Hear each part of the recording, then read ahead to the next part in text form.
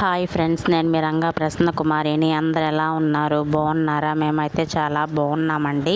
ఈరోజు అయితే చామగడ్డ పులుసు చేశాను. ఎలా చేశానో చూసేద్దాం రండి. ఫస్ట్ అయితే చామగడ్డలను అయితే శుభ్రంగా కడిగి తీసుకొని తర్వాత అయితే గిన్నెలు అయితే చామగడ్డలు వేసేసుకొని వాటర్ అయితే యాడ్ చేసి పొయ్యి మీద అయితే ఉడికించుకున్నాను అండి.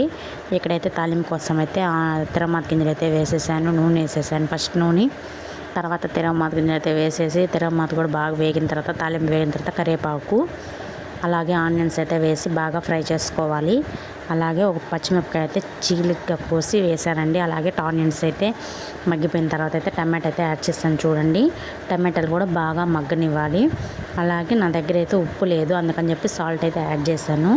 కానీ ఉప్పు వేస్తే బాగుంటుంది, కానీ సాల్ట్ ఉంది, ఇంక ఉప్పు అయిపోయింది, ఏం చేయను. మరి ఉప్పు అయితే ఇంకా సాల్ట్ యాడ్ చేసేసి ఇక్కడ పసుపు అయితే యాడ్ చేసేసాను.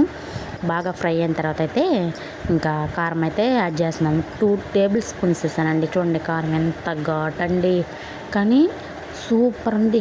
నేను చూసేదానికేమో అమ్మో ఇంత కారం వేసేసానే, హెవీగా వేసేసానే, చాలా మంటగా ఉంటుందేమో అనుకున్నాను, కానీ అలా అయితే ఏం లేదండి. చాలా బాగా కుదిరింది. కారం కూడా పర్ఫెక్ట్గా సరిపోయింది.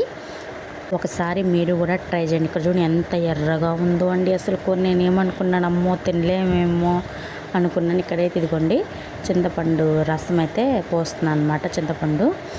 చింతపండు కూడా కలిపి పోసిన తర్వాత ఇంకా ఇంత నీళ్ళు ఉంటే ఉడకదలేండి. ఇంకొంచెం వాటర్ అయితే యాడ్ చేసి వాటర్ అయితే యాడ్ చేసి బాగా ఉడికిన తర్వాత దగ్గరికి అయితే వచ్చిన తర్వాత ఆఫ్ చేశాను. చాలా అంటే చాలా బాగా కుదిరిందండి.